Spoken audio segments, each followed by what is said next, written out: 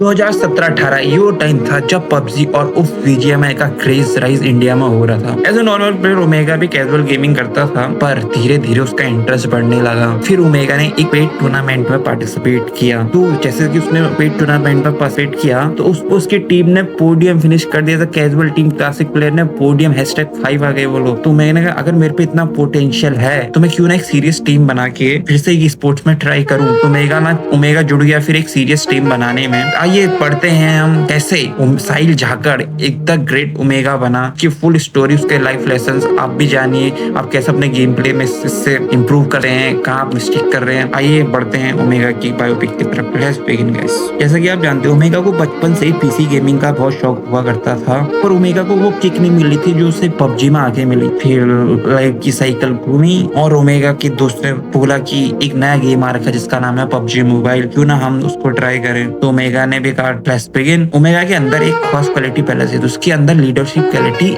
As build थी। जब से पैदा हुआ था तब से ही उसके अंदर लीडरशिप क्वालिटी एज बिल्ड थी। तो उसने कैसे उस लीडरशिप क्वालिटी को अपना मेन वेपन बनाया और कैसे वो इतने आगे तक गया। और उसको क्या पता था यही गेम उसकी जिंदगी बदल देगा, यही गेम उसका कैरियर बना देगा। तो कैसे ओमेगा इंडियन गेमिंग कम्युनिटी का इतना बड़ा नाम बना। फिर ओमेगा सीरियस टीम ढूंढने में जुड़ जाता है। Then he found a new team called maximum alpha. फिर उसी टीम के साथ एक official PUBG mobile Indian series 2019 में पार्टिसिपेट करता है और इस टीम में ग्रैंड फाइनल के लिए भी क्वालिफाई होता है और ना ही की क्वालिफाई होता है #7 फिनिश करता है। उसके बाद एक और ऑफिशियल टूर्नामेंट में ओमेगा की टीम मैक्सिमम अल्फा रजिस्टर करती है PMIS 2019, जिसमें कुछ खास परफॉर्मेंस नहीं कर पाते। उसके बाद ओमेगा को टीम इनसेन से ऑफर आता है। टीम इनसेन वो पहली टीम थी जिसमें ओमेगा को फर्स्ट आईफोन प्रोवाइड किया गया, फर्स्ट एंड्रॉइड से आईफोन में शिफ्ट हुआ। इनसेन के टीम के साथ omega first official PMCIU 2029 fall split में रजिस्टर करते हैं, जिसमें वो अनफॉर्चुनेटली फाइनल के लिए क्वालिफाई नहीं हो पाते हैं। तो इसीलिए उन्हें एक नई टीम से ऑफर आता है नेम टीम लेग स्टम।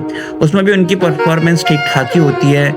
यही 8 बिट की नजर ओमेगा पर पड़ती है और 8 बिट ओमेगा को ऑफर करते हैं ज्वाइनिंग लेटर ओमेगा के साथ साइन करते हैं। ऐसे ओमेगा 8 बिट ज्वाइन करता है। वहां पर ओमेगा की डोमिनेशन देखकर सब शॉक रह जाते हैं। फिर वहां से official tournament PMICU 2024 fall split में ओमेगा की टीम #3 एक्वायर करती है और यहाँ पर वो वाइल्ड कार्ड फाइनल स्टेज के लिए क्वालिफाई करते हैं। वाइल्ड कार्ड स्टेज में जाके ओमेगा अपनी टीम के साथ 8 बिट के साथ बहुत अच्छे से परफॉर्म करता है। अनफॉर्चुनेटली वहां पर जीत जाता तो ओमेगा को ग्लोबल प्रेजेंट करने का मौका मिलता। अनफॉर्चुनेटली ओमेगा नहीं जीत पाता। तो ओमेगा की इंटरव्यू में ओमेगा एक बात बोलता है, एक मैच और दे दो, मैं अकेला ही खेल के क्वालिफाई कर लूंगा। पर अनफॉर्चुनेटली ऐसा तो होता नहीं है। और जब ये चल रहा होता है उसके बाद होता है सबसे बड़ा धमाका। पबजी मोबाइल इंडिया में हो चुका होता है बैन। उसके बाद सबकी होप्स खत्म, सब दूसरे कैरियर ढूंढने में सबको लग गया था कि अब गया कैरियर गया, इसमें कुछ नहीं है, खत्म, सब खेल खत्म। के बाद धीरे धीरे सब दूसरे प्रोफेशन में शिफ्ट होने लगते हैं। एक न्यूज आती है जिससे ओमेगा भी सोचता है कि मैं दूसरे प्रोफेशन में शिफ्ट हूँ या नहीं। वो न्यूज होती है न्यू स्टेट इंडिया में लॉन्च होता है। ओमेगा उसमें उतना कुछ खास कर नहीं पाता। फिर से एक न्यूज आती है पबजी मोबाइल इंडिया में फिर से वापस आ रहा है। तो 10 महीने वेट के बाद पबजी मोबाइल इंडिया में फिर से वापस आता है BGMI के नाम से। पबजी BGMI वापस आने के बाद ओमेगा का वो परफॉर्मेंस नहीं रहता, तो इसलिए ओमेगा टीम 8 बिट से निकल कर टीम गेमिंग स्पोर्ट्स ज्वाइन करते हैं। तो उसी बीच जो होती सोल अपनी ऑफिशियली एक न्यू लाइनअप बिल्ड कर रही होती है। तो सोल वालों की नजर पड़ती है ओमेगा और अक्षत, और वही इनसेन से लेते हैं सोल गॉवलिन को, और वही TSMNT से लेते हैं हेडर को। 4 ऐसी प्लेयर होते हैं जो इंडियन गेमिंग कम्युनिटी का सीन ही चेंज कर देते हैं। जैसी ये टीम बनती है ऐसा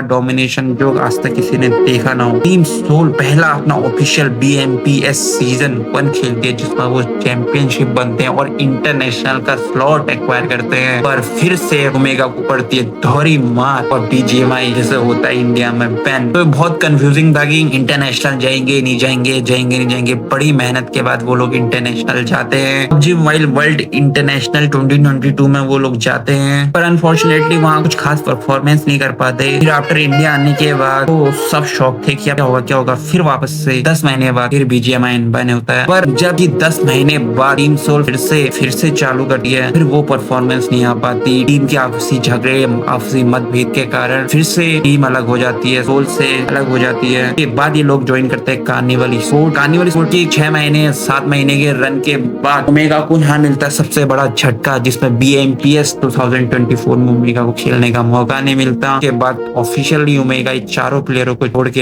एक नई टीम में जाता है जिसका नाम होता है WSB में कुछ खास परफॉर्मेंस नहीं करने के बाद ओमेगा को एक नई टीम मिलती है जिसका नाम होता है K9 और K9 जाने के बाद ओमेगा एक साल तक कुछ खास परफॉर्मेंस नहीं करता। जैसी 2025 आता है BMPS चैंपियन इंटरनेशनल कप #2 पूरे साल ऐसा परफॉर्मेंस जिसने कहीं देखा ना हो, सब हेटरों की गांड जल के चार हो जाती है। और उसके बाद omega 2026 group A BGS 26 group में ऐसी गांड फाड़ देते, टफेस्ट लॉबी की गांड फाड़ के रख देते हैं। तो ये थी ओमेगा की जर्नी। भाई लोग कैसे लगी आप